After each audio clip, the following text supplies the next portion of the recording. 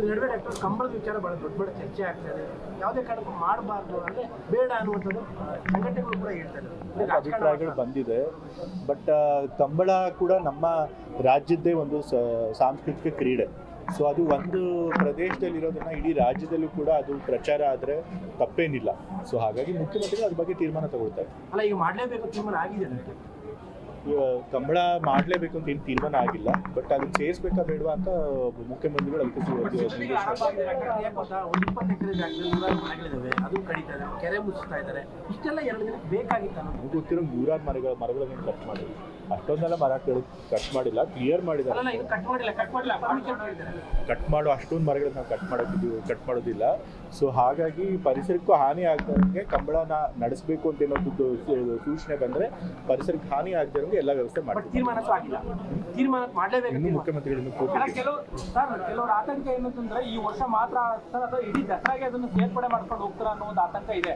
ಪ್ರತಿ ದಸರಾದಲ್ಲೂ ಏನಾದರೂ ಒಂದು ವಿಶೇಷವಾಗಿ ಮಾಡ್ತೀವಿ. ಈ ಸರಿ ಕಂಬಳನು ನಮ್ಮ ಮೈಸೂರು ಜನ ನೋಡ್ಲಿ ಅಂತೇಳಿ ಈ ವರ್ಷಕ್ಕೆ ಮಾತ್ರ ನಾವು ಮಾಡ್ತೀವಿ. ಯಾಕಂದ್ರೆ ಬರೀ ರಾಜಕಾರಣ ಮಾತಾಡೋಕೆ ಸಂಘ ಸಂಸ್ಥೆಗಳು ಕೂಡ ವಿರೋಧ ಇದ್ದಾರೆ. ನಮ್ಮ ರಾಜ್ಯದಲ್ಲಿ ಎಷ್ಟೋ ಜನ ಇದ್ದಾರೆ, ಎಲ್ರಿಗೂ ಅವ್ರದ್ದಾದಂಥ ಅಭಿಪ್ರಾಯಗಳಿರುತ್ತೆ.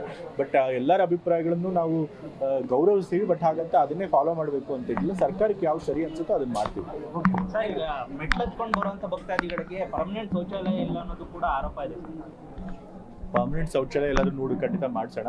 ಬಟ್ ಈಗ ಸದ್ಯಕ್ಕೆ ಈ ಆಷಾಢ ಶುಕ್ರವಾರ ಪೂಜೆಗೆ ಸಂಬಂಧಪಟ್ಟಂಗೆ ನಾವು 3 ಕಡೆ ಹೋಲ್ಡಿಂಗ್ಸ್ ಮಾಡಿದ್ದೀವಿ. ಅಲ್ಲೆಲ್ಲ ಶೌಚಾಲಯಗಳಿರುತ್ತೆ, ಅಲ್ಲೆಲ್ಲ ನೀರುಗಳನ್ನು ಕೊಡುವಂಥ ವ್ಯವಸ್ಥೆ ಇರುತ್ತೆ, ಮತ್ತು ಎಲ್ಲ ಭಕ್ತಾದಿಗಳಿಗೂ ಬಾದಾಮಿ ಹಾಲು ಮತ್ತು ಬಿಸ್ಕೆಟ್ ಕೊಡುವಂಥ ವ್ಯವಸ್ಥೆ ಕೂಡ ಇದೆ. ಸೊ ಅದನ್ನೆಲ್ಲ ನಡ್ಕೊಂಡು ಬರೋಗೂ ಕೂಡ ಕೊಡ್ತಾರೆ. ಎಲ್ಲನೂ ಕೂಡ ಸಮರ್ಪಕವಾಗಿ ಎಲ್ಲ ಸಿದ್ಧತೆಯನ್ನು ಮಾಡಿದ್ದಾರೆ. ಪೂರ್ವ ಸಭೆಯಲ್ಲಿ ಏನೇನು ತೀರ್ಮಾನಗಳನ್ನು ತೊಗೊಂಡಿದ್ವಿ ಅದರಂತೆ ಎಲ್ಲ ಸಿದ್ಧತೆಗಳು ಆಗಿದೆ. ಅಂಥದ್ದೇನಿಲ್ಲ, ಒಂದು ಸ್ವಲ್ಪ ಅನ್ನಷ್ಟು ಕ್ಲೀನಿಂಗ್ ಆಗಬೇಕು. ಸೊ ಕ್ಲೀನಿಂಗ್ ಮಾಡಿ ಅಂತ ಹೇಳಿ. ಸಚಿವ ಸಂಪುಟ ವಿಸ್ತರಣೆ ವಿಚಾರವಾಗಿ ದೆಹಲಿಗೆ ಹೋಗುವಂಥದ್ದಾಗ್ತಾ ಇದೆ. ಇದು ಬೇಗ ತುಂಬಾ ಡಿಲೇ ಆಗ್ತಾ ಇದೆ ನಮ್ಮ ಅಭಿಪ್ರಾಯ.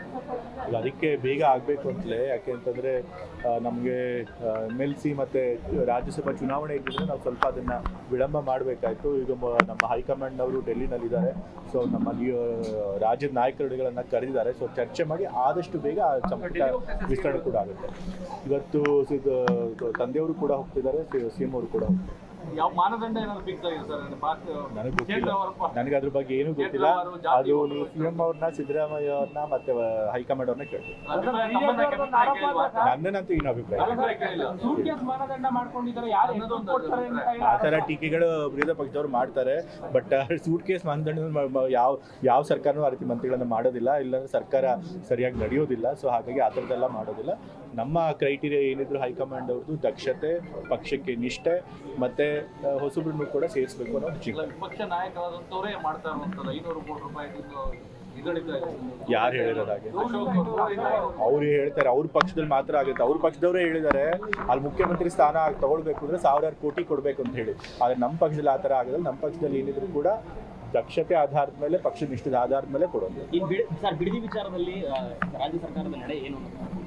ರೈತರು ಪ್ರತಿಭಟನೆ ಮಾಡ್ತಾ ಇದ್ದಾರೆ. ಸೊ ಮುಖ್ಯಮಂತ್ರಿಗಳು ಅದನ್ನೆಲ್ಲ ಗಮನಿಸಿರ್ತಾರೆ. ಸೊ ಅದನ್ನೆಲ್ಲ ನೋಡಿ ಅವರೇ ತೀರ್ಮಾನ ತಗೊಳ್ತಾರೆ.